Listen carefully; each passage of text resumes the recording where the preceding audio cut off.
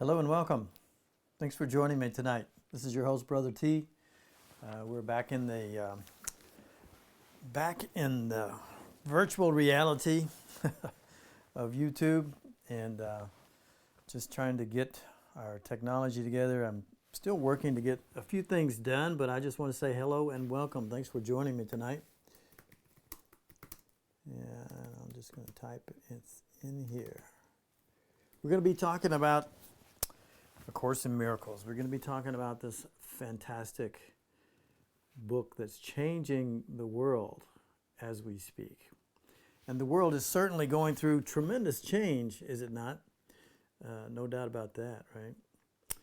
And it's really remarkable how much change we're all experiencing, as we're venturing forward through this episode of coronavirus and all the stuff that's going on in our economy. And I just want to say, hey, thank you for joining me tonight. We're going to be talking about the textbook tonight, and we're going to be beginning with the section 6, The Meaning of the Last Judgment. That's chapter 2. And it's the very last section of this chapter. Kind of where we left off last week. We actually began to touch on it briefly when we started last week, but we'll just forgo that tonight. Not a lot of conversation. We're just going to kind of jump right in. You probably notice I got a green screen here, so I'm working on the technology. Just been a crazy busy week, but we're working on technology so that I can actually start putting up for you on screen what we're going to be reading, so that we can kind of work through that together. And I'll just put myself down out of the main view so that you're not having to just look at me as we're covering this. But just having fun with it and start bringing in different aspects of things to hopefully make the channel more fun and rewarding for you. So I just want to say thank you for those of you that have been consistently consistent in participating with me in this journey. So let's jump in, but before we do, let's take a good deep breath and a moment of silence together as we turn within.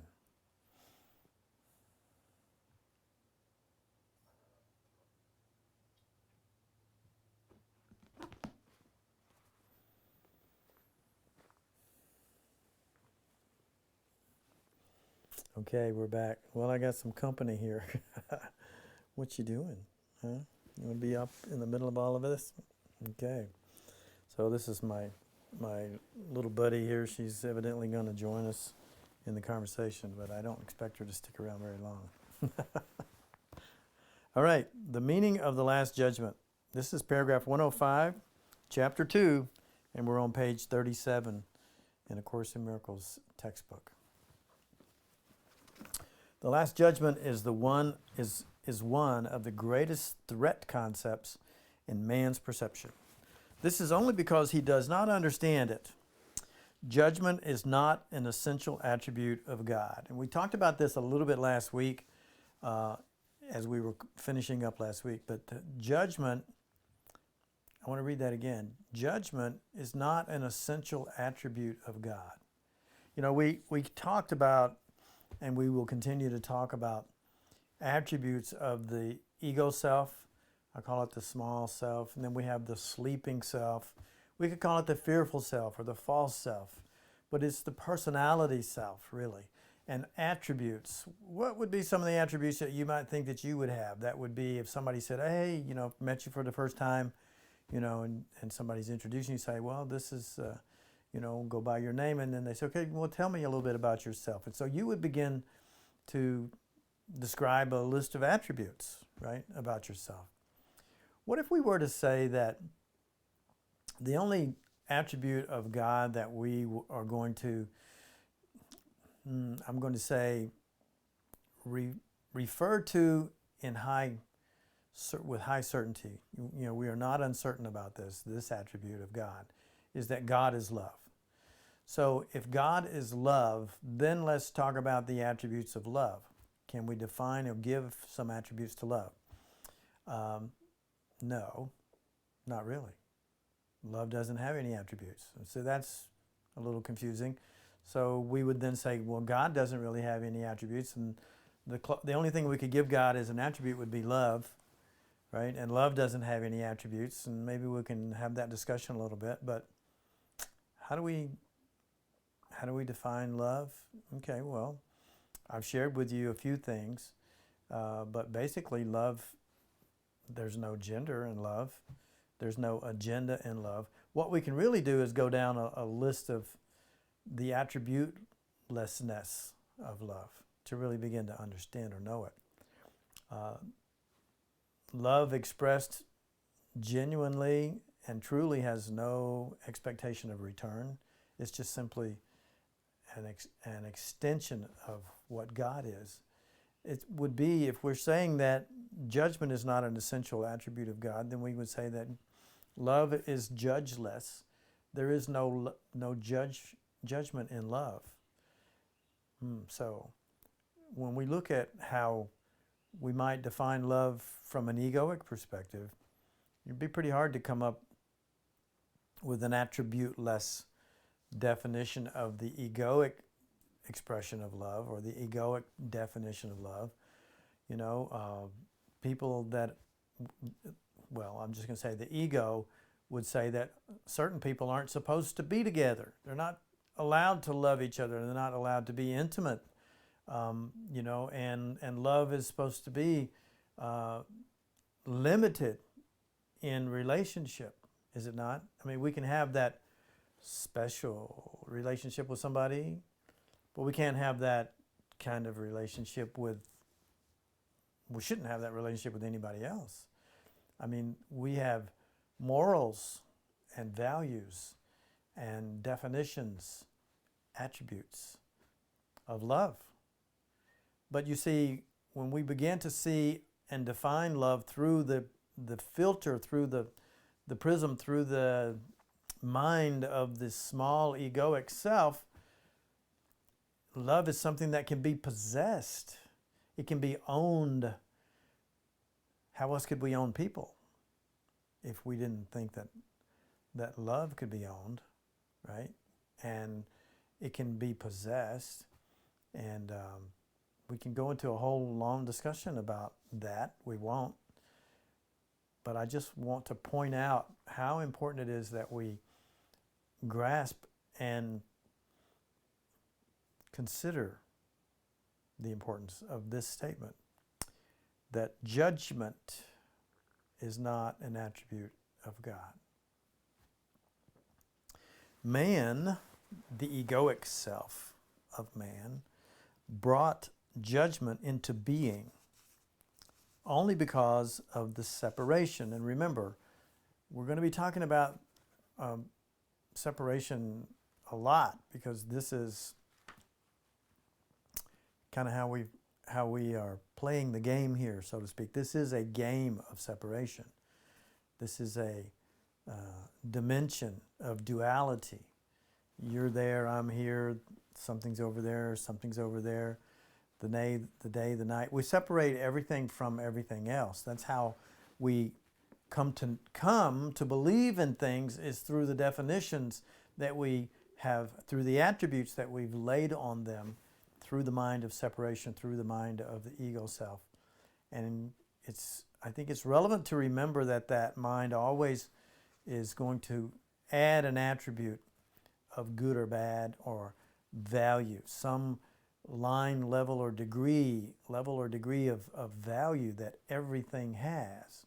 Even life itself has lines and levels and degrees of value, because most people at least, don't think too much about squishing a bug, right? Or some creature, some critter that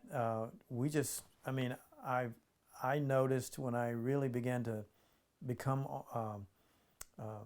an aspirant on this pathway, that ultimately I began to realize how I just had been conditioned to just, if a bug is in the way, you just kill it, you know, whatever. Its life, it's not human, you know, its life has, at least my conditioning would have dictated that the life of small creatures, pests and bugs, has little or no value compared to mine as a human. I mean, you can be put to death yourself, right, if you take the life of a human, but it would be pretty rare for you to find yourself being punished for taking the life of another being in our experience. However, you know, we're starting to see some signs of people having enough, placing enough value on the lives of our pets, as an example, where if someone had been particularly come to be known to be particularly cruel to you know, a dog or a cat or something like that, and tortured them or just neglected them or whatever. In other words, we're starting to assign some attribute of responsibility to the caretaking of other creatures in the animal kingdom. And you know, there are people who place high value, even beyond the value of human life. In some cases, people would be placing that value to the point that you know, an animal, you know, there are some people that might say, you know, an animal's life is more important than a human life, right? So it's the full gambit, right? Lines, levels, and degrees that we put definitions, mutually agreed upon definitions by and large, or certainly agreed, we get other people to agree with our definitions, but lines and levels and degrees of what is good and what is bad. And so that's all the world of judgment, right? So we could all agree then, right, that the human, you know, if we said judgment is an essential attribute of man, of the human, of the ego self. So we could agree with that, right? So man then brought judgment into being only because of the separation. The game of separation was when we began to play the tiny mad idea. Would it be like? What would be? Is it possible to play with the idea of existing and being separate from God, separate from love, if we were to attempt to create that experience? And here we are, right? Here we are. After the separation, after we fell into, and we discussed that in chapter 1, right? After we kind of fell into the illusory dream, for lack of a better term, of a game of separation, an experience that we began to manifest as in our experience. After the separation, however, it didn't really take place. I mean, it's just a dream. We know that.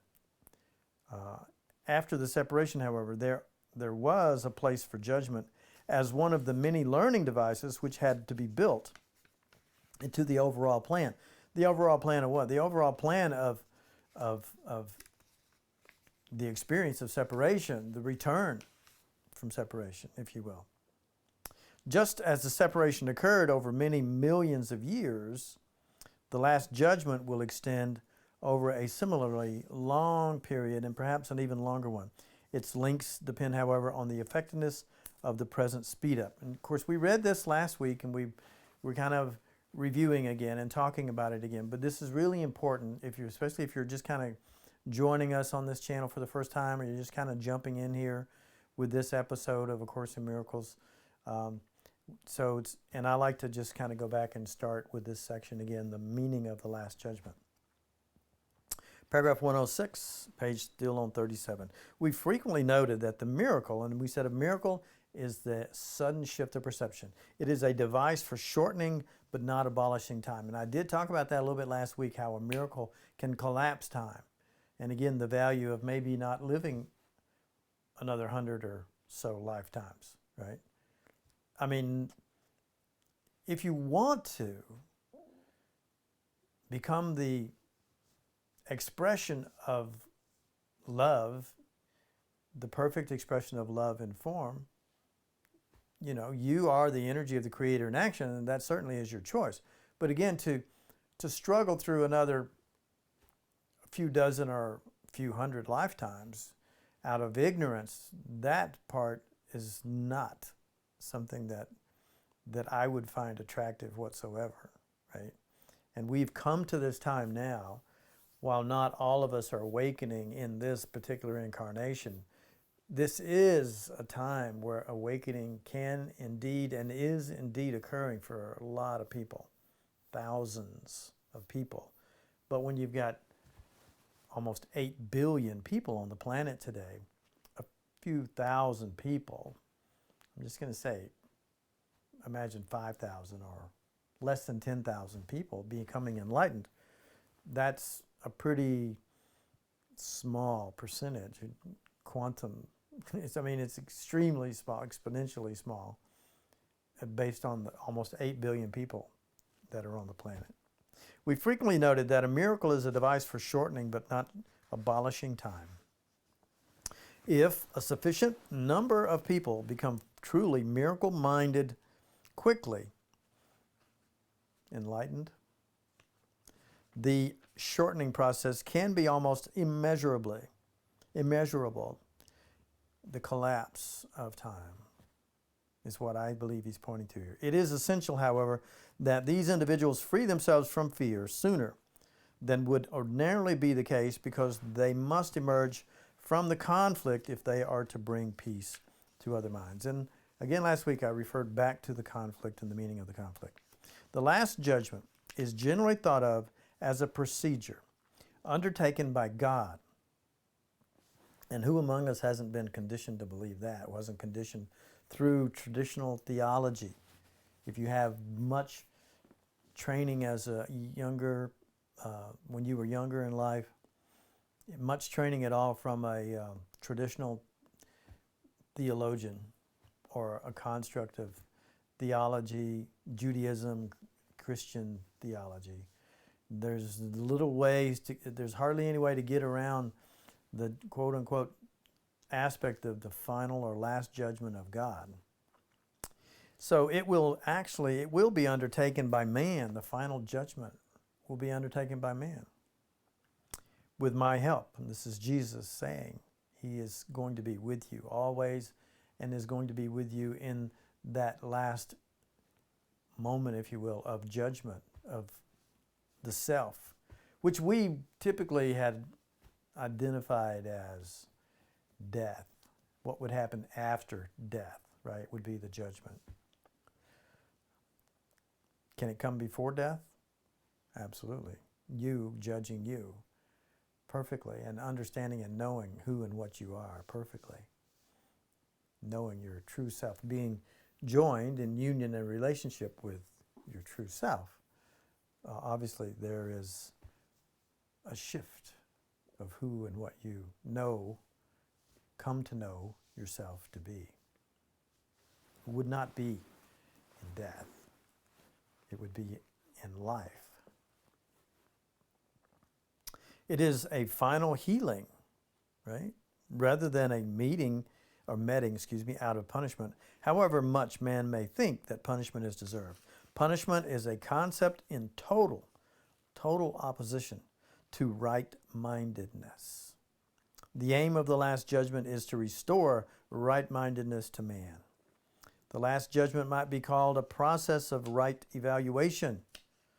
It simply means that finally all men will come to understand what is worthy and what is not. After this, their ability to choose can be directed reasonably. Until this distinction is made, however, the vacillations between free and imprisoned will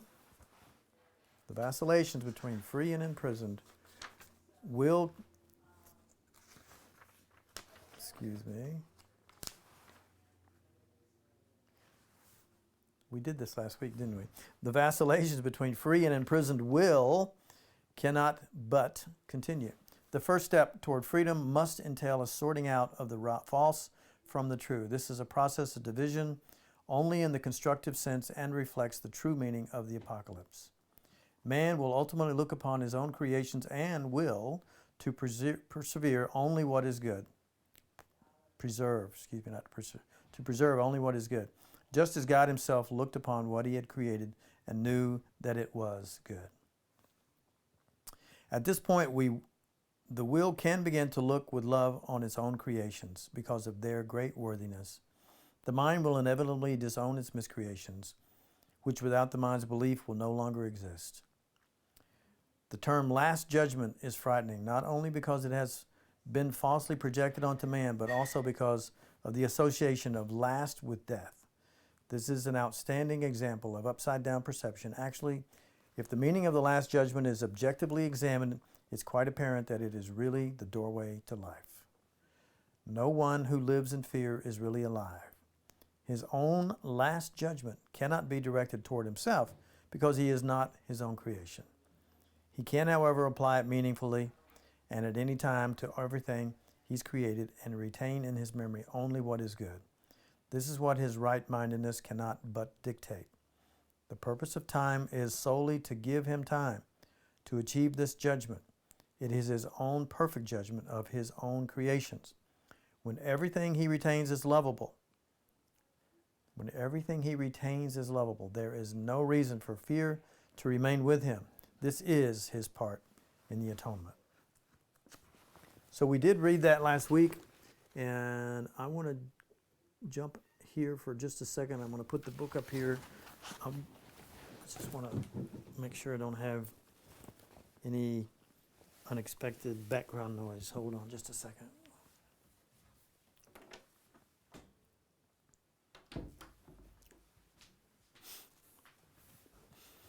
Okay, so that's a pretty quick review of that last section that we read last week, and we did indeed have some discussion about it. And you can go back and check that out too if you want to. But we did indeed have some discussion about that last week. So we're going to really jump off now into chapter 3. This is page 39 and the introduction of retraining the mind. So it's been said, we'll see what we read here, but I just want to point out that this is a course in mind training. And when I first heard that expression, I was like, ooh, mind training, I'm not sure. I don't want to be brainwashed. Nobody wants to be brainwashed. Nobody wants to be hypnotized, by some other will, some other person, or some other thing I don't want to be possessed. And so we're mind training. And so when I first encountered that expression, it was a little disturbing to me, or to my ego, because my ego wants to maintain control of what? Of its mind training. The ego is constantly, continuously, nonstop, 24/7, reinforcing its mind training system, right? It's a system, and it's right there. You're framed into that system. And the ego does it 24/7. We do this in our dreams. We do this with each other. We're constantly reinforcing the constructs and the attributes of the ego, because that's what makes it real to us as an experience. And as we read in this last paragraph in this last chapter, this is what his right-mindedness cannot but dictate, right? Which is, we can apply right-mindedness, we can apply clarity, we can apply enlightenment, we can begin to experience enlightenment when we begin to awaken to the truth of who and what we are in reality. But we can only do that, as you've heard me say many times, and you will again, when we're joined in union and relationship with our higher self. So let me make this a little adjustment here. Okay, I'm back with you. All right, we're going to go to chapter 3, Retraining the Mind. Introduction. This is a course in mind training. All learning involves attention and study at some level. Some of the latter parts of the course rest too heavily on these earlier sections not to require their study. It's been said, and I've said, that the Course in Miracles is circuitous, you can jump into almost any section of the course and find yourself that you feel like, oh, it's repeating. And it is circuitous, but it's also because we learn linearly, right? It is also linear in its teaching methodology. And so, as he's telling us here, you will also need them, okay, these earlier parts of the course. You're going to need these foundational pieces. And if somebody asks me, well, how should I study A Course in Miracles? I often suggest that they start with the workbook lessons, because the workbook lessons also take you on a very linear journey into the principles and teachings of A Course in Miracles. So you can find it particularly helpful to work through the workbook lessons. And you don't have to do one every day. Sometimes when I first studied, it took me a couple of years to get through it because I wanted to and needed to work sometimes or be with one of those lessons for several days to just let it percolate a little bit, because I had a lot of resistance to those earlier pretty stark differences upside down from what the world teaches, completely opposite of what the world teaches. And it took me some time to let go of my commitment and my resistance to those teachings. However, well, let me finish. You will also need them for preparation. Without this, you may become much too fearful when the unexpected does occur to make constructive use of it. However, if you study these earlier sections, you'll begin to see some of their implications, which will be amplified considerably later on. This is A Course in Mind Training. So the reason a solid foundation is necessary is because of the confusion between fear and awe, to which we have already referred and which so many people hold. And you might remember that he says that awe is reserved for God. Fear is of the ego, and the fear of the ego can be in awe of something, in really such a state of fear. But to be in awe of God is, we've come to finally, I'll speak for myself, come to finally recognize the beautiful gift that love is. It's the unimaginable experience of beginning to remove the obstacles to the awareness of the presence of love in everything around us, and being in a state of consciousness of being able to recognize love where it is, as it's expressed and expressing around us, is awe-inspiring, no doubt about it. But there is this thing called revelation that we talked about, and that then is a one-way direct communication, if you will, a joining in union with God, with love. And when you experience it, the experience of awe is you really, I would say, you really begin to know why the word awe is reserved for that experience, because it's beyond description in words, beyond description in human experiences or anything that we can point to. We can do our best in trying to define it in language, but he's saying that awe is reserved, and should be reserved, for that experience of revelation and joining in union with God. So let's do this. You'll remember that we said that awe is inappropriate in connection with the sons of God, because you should not experience awe in the presence of your equals. Everyone, I'm putting this in, every one of us here, we're all equals. There's not one above and not one below, not one ahead and not one behind, not really. In truth, in love, in God, we are all absolutely equal. And that would include our brother, Jesus, that we are equal. As he said, even the least among you can do more than I. So, however, it was also emphasized that awe is a proper reaction in the presence of your Creator. I have been careful to clarify my own role in the atonement. And we've defined the atonement as a chain of forgiveness that brings man out of the illusion of separation. Without either over or understating it, he's saying, I have been careful to clarify my own role in the atonement without either over or understating it. I have also tried to do the same in connection with yours, your role. You have a role in the atonement, clearly. I have stressed that awe is not an appropriate reaction to me because of our inherent equality. So there he's literally saying, you and I, Jesus is telling you that you and he are equal, are one in God.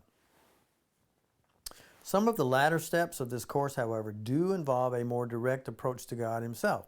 It'd be most unwise to start on those steps or these steps without careful preparation, or awe will be confused with fear, and the experience will be more traumatic than beatific.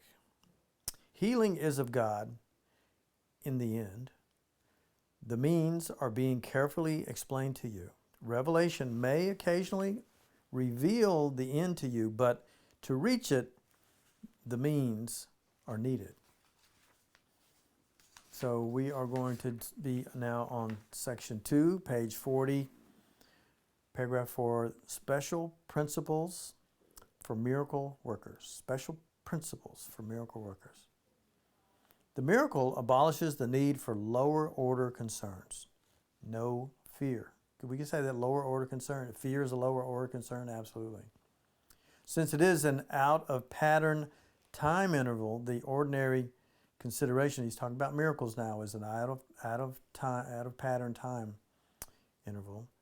The ordinary considerations of time and space do not apply. When you perform a miracle, I will arrange both time and space to adjust to it. Clear distinction between what has been created and what is being created is essential. Clear distinction between what has been created and what is being created is essential. All forms of correction or healing rest on this fundamental correction in level perception. So I'm going to step out here and just say that a distinction between what we believe creation even is and the actual experience of being the conduit, the miracle worker, and being in a state of miracle mindedness and right-mindedness and experiencing that extension of miracles is quite something that really it's the reward.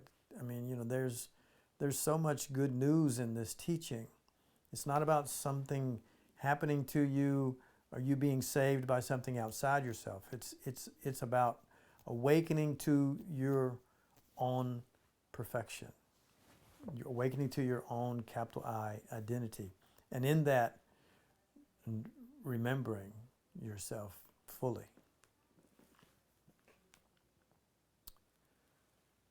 Paragraph 3. Another way of stating the above point is never confuse right with wrong-mindedness. Responding to any form of miscreation with anything except a desire to heal or a miracle is an expression of this confusion. Well, I'm actually quite certain that given the state of our world today, and it is April 9th, 2020, if you're catching this video at some time especially in the distant future, we as a culture in the West and around the globe are going through quite a traumatic experience of a pandemic. Some have called it a planned demic, right? But we're going through quite an experience of of calamity, and it's affecting people in profound ways to causing tremendous fear. People are, really disturbed about our economy and the results of the effects of this strategy that our governance has applied to our ability to overcome this pandemic called COVID-19 or coronavirus.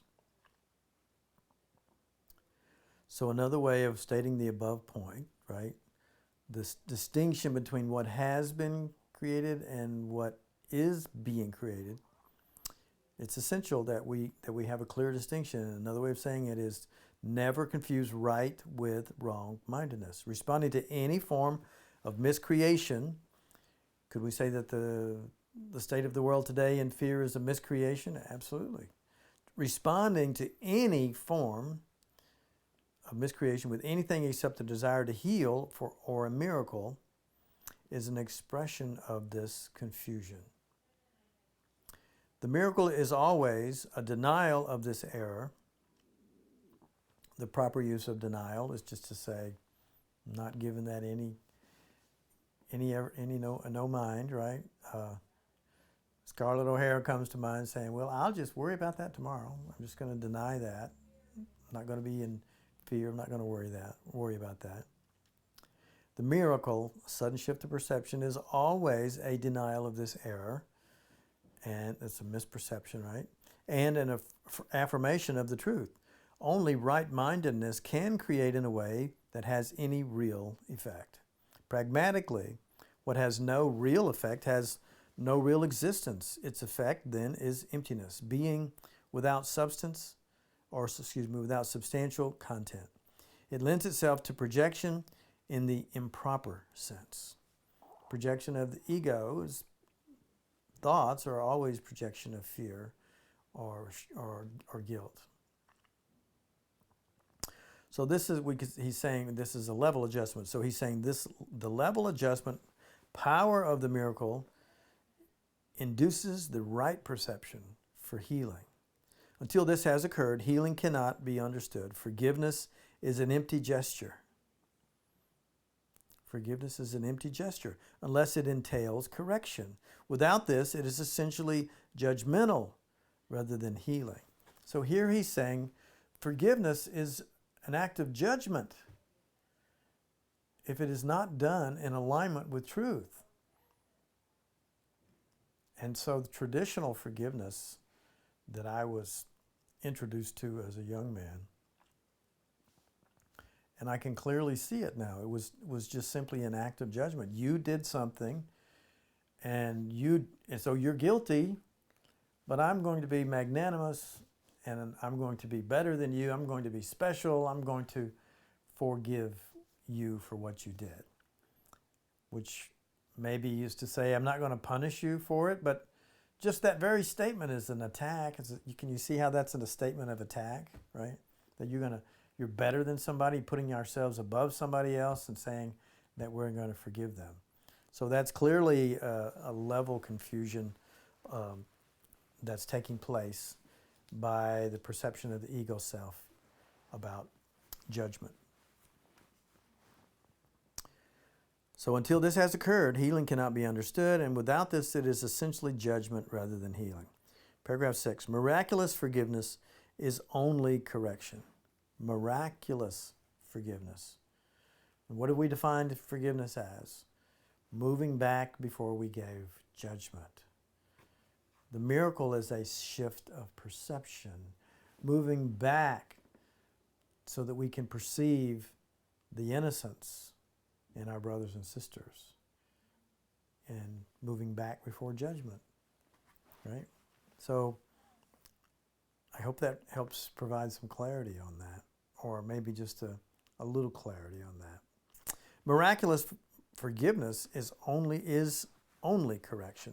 It has no element of judgment at all. Father, forgive them, for they know not what they do, is in no way evaluates what they do. Let's take a good deep breath with that one.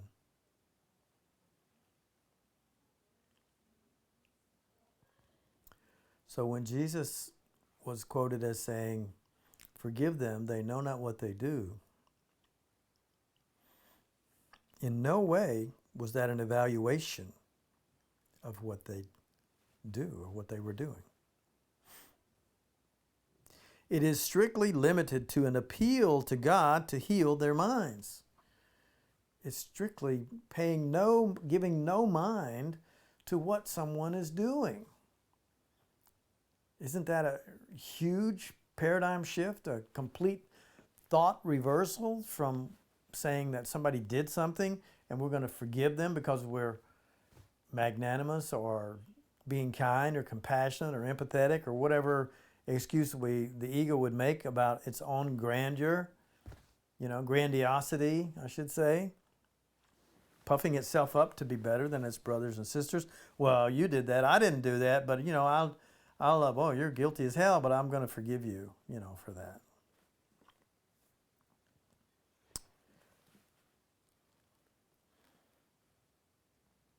It is strictly limited to an appeal to God to heal their minds. There is no reference, there is no reference to the outcome of their misthought. That does not matter.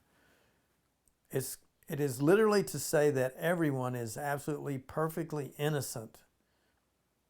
If I withdraw my judgment of anything they appear to be doing, any kind of judgment, and remember earlier we talked about how in the discussion of the Last Judgment, as we reviewed that again, that it's the ego that's always in judgment. That is the attribute, the essence of its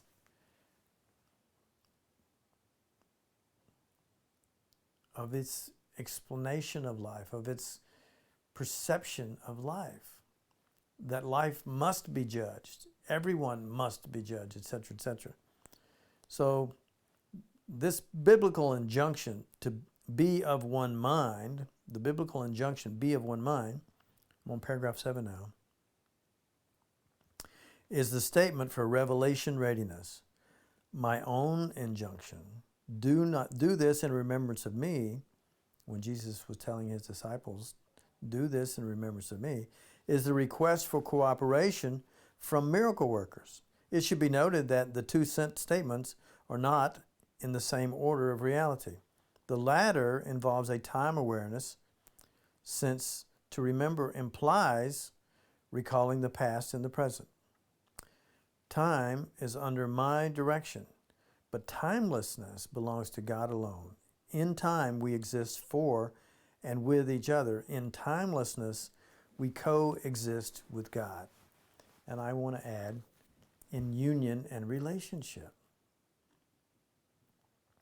We are in co-resonance, coexistence with God when we join in mind with our true self, which was always our soul, if you will, always in co-resonance with God as one mind, as one being.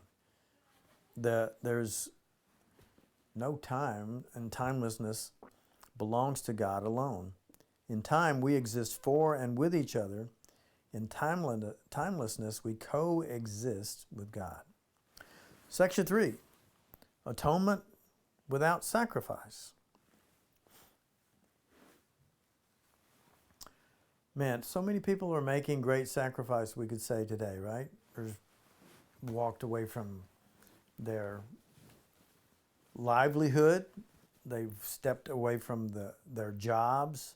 They've stepped away from their employment. They've stepped back from earning money. They've put faith in the governance, following the directives of their governance.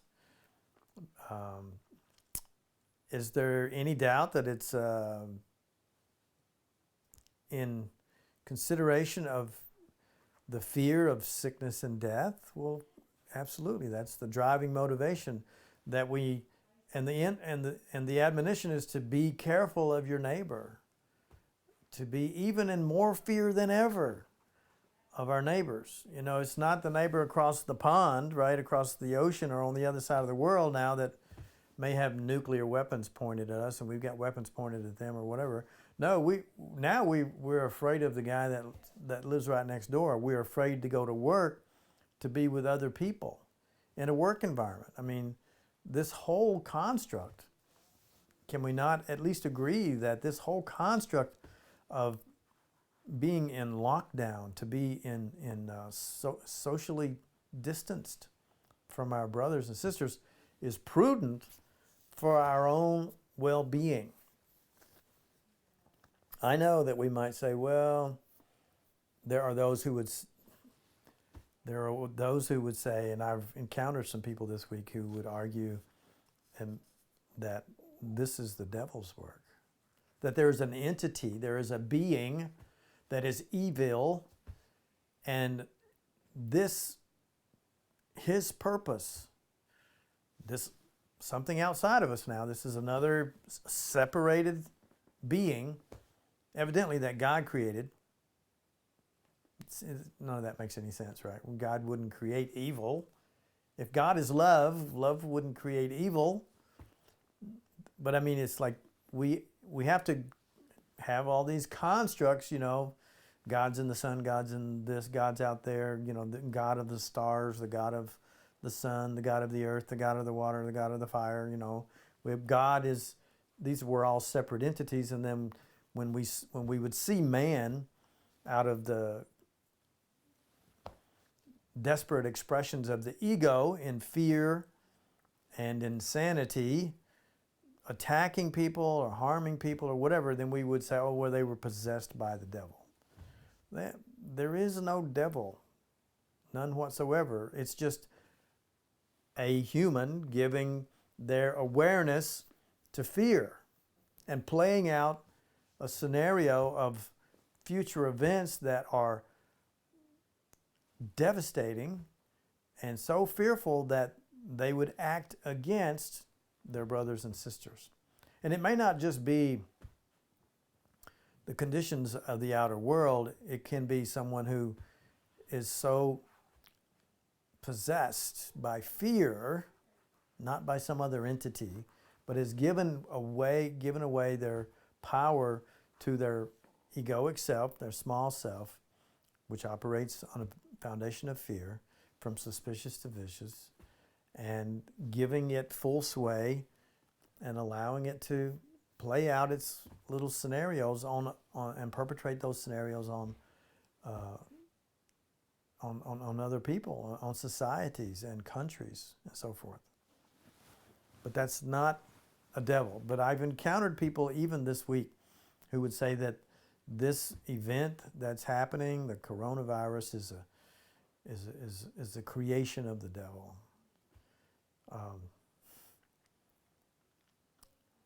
If it's really, we are the creators, and it's really reflecting us. It really is. And when we could reach that state of awareness of being enlightened in our true self, I just simply ask the question, do you think that Jesus would be afraid of the coronavirus? Not from anything that we've heard, right? There was the resurrection of Lazarus and his own resurrection. Even death itself has no power whatsoever. So the coronavirus, no worries. I don't have to be afraid of my neighbor. See, those are all insane constructs of the ego, but we're seeing it played out, certainly seeing it played out right now.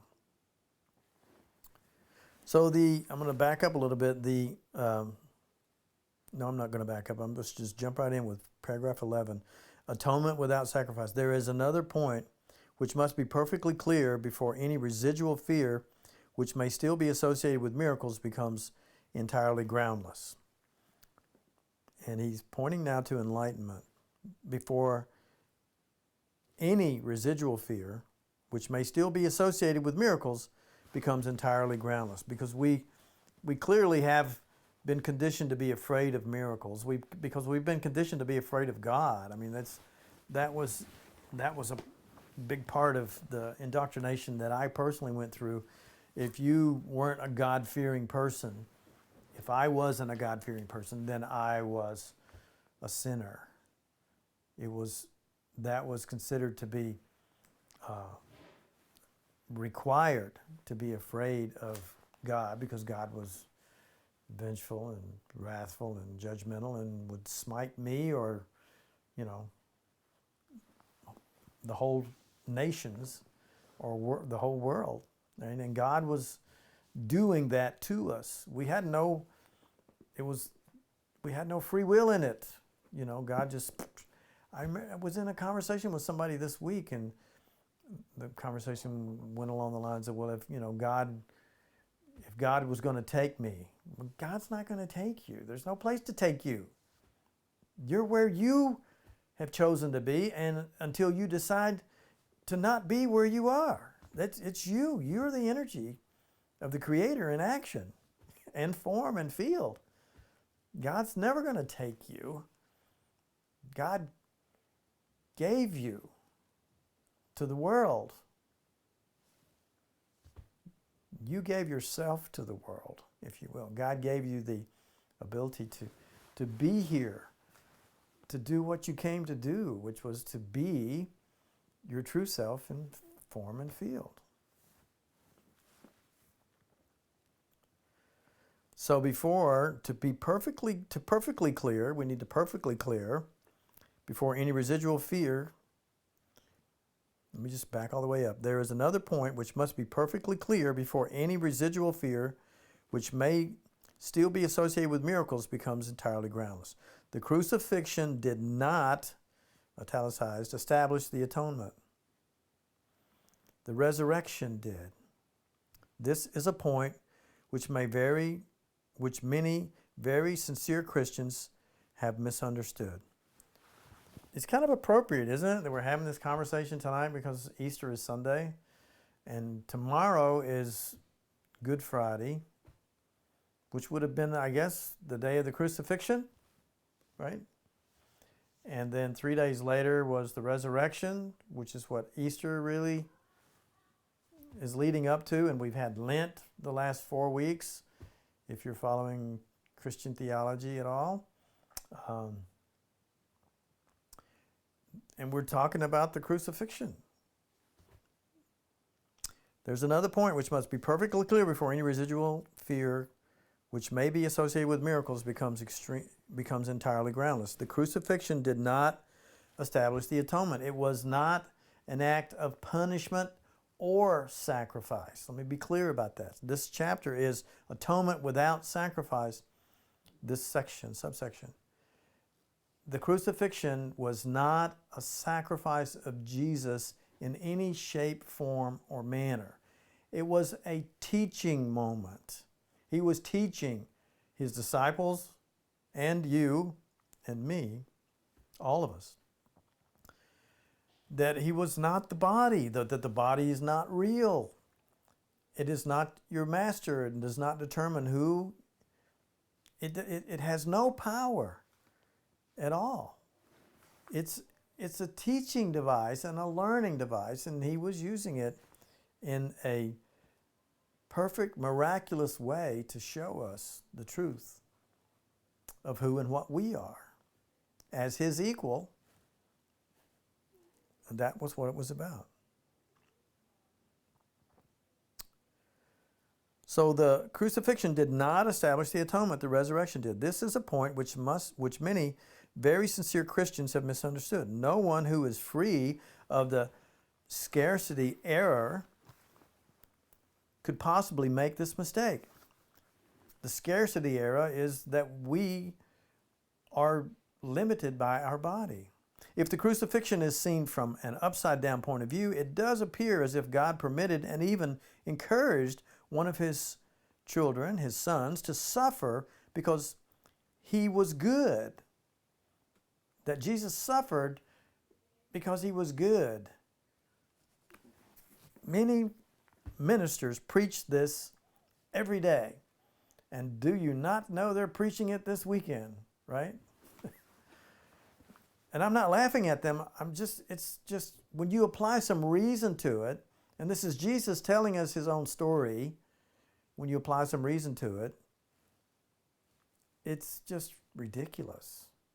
It becomes ridiculous, laughable. I just heard a laugh in the background. Many ministers preach this every day. I'm going to stop right here, guys. We're on page 41. We'll stop here with paragraph 12. So we're going to go into this weekend with a few thoughts.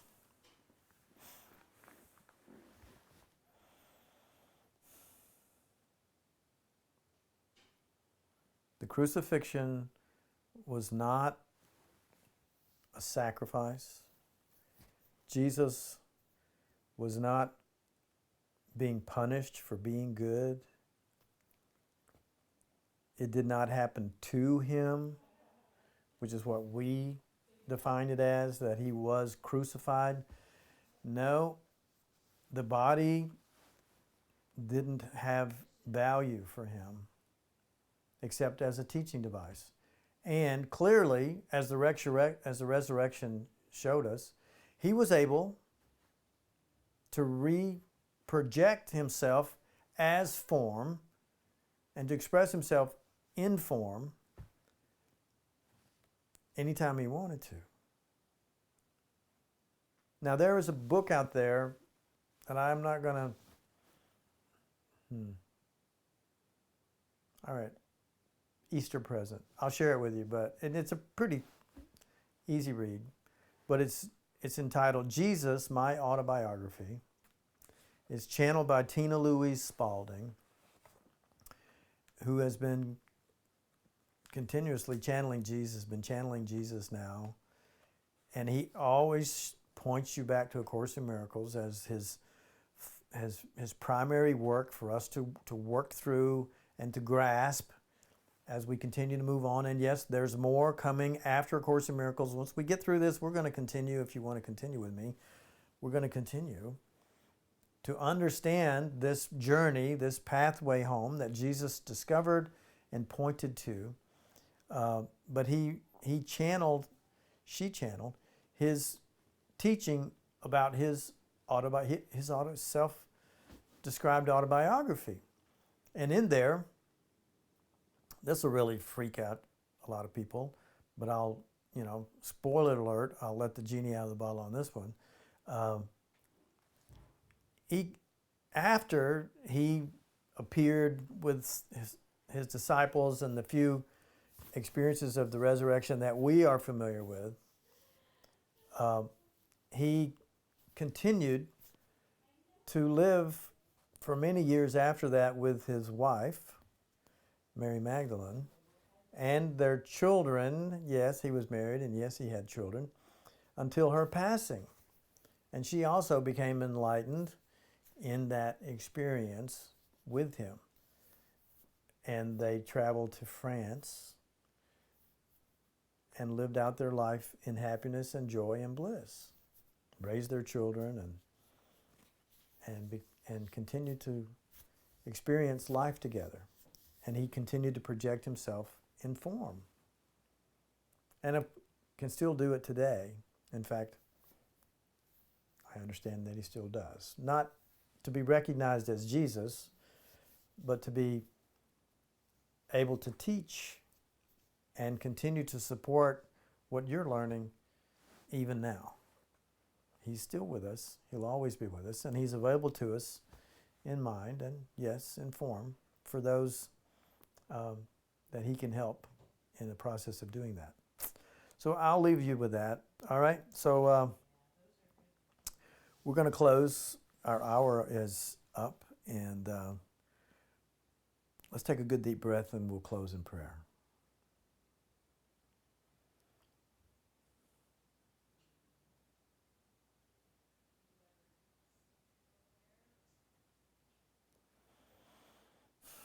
Let me remember that there is no sin. Sin is the only thought that makes the goal of God seem unobtainable. What else could blind us to the obvious and make the strange and the distorted seem more clear? What else but sin engenders our attacks? What else but sin could be the source of guilt, demanding punishment and suffering? And what but this could be the source of fear, obscuring God's creation, giving love the attributes of fear and even of attack?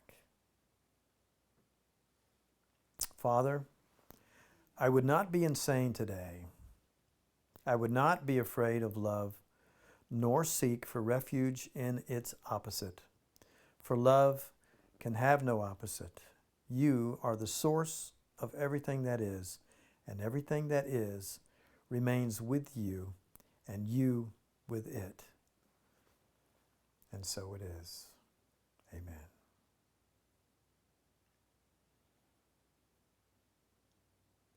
Everything that our Father, our Creator, our source created remains with Him, with her, with love. Cannot be separated, never has been separated. And God, love, remains with us. And so it is. I love you, my brothers and sisters. Looking forward to seeing you next week. We'll be back on the air. And I'm looking forward to that. Thanks again for joining me tonight with the Course in Miracles. God bless. I love you.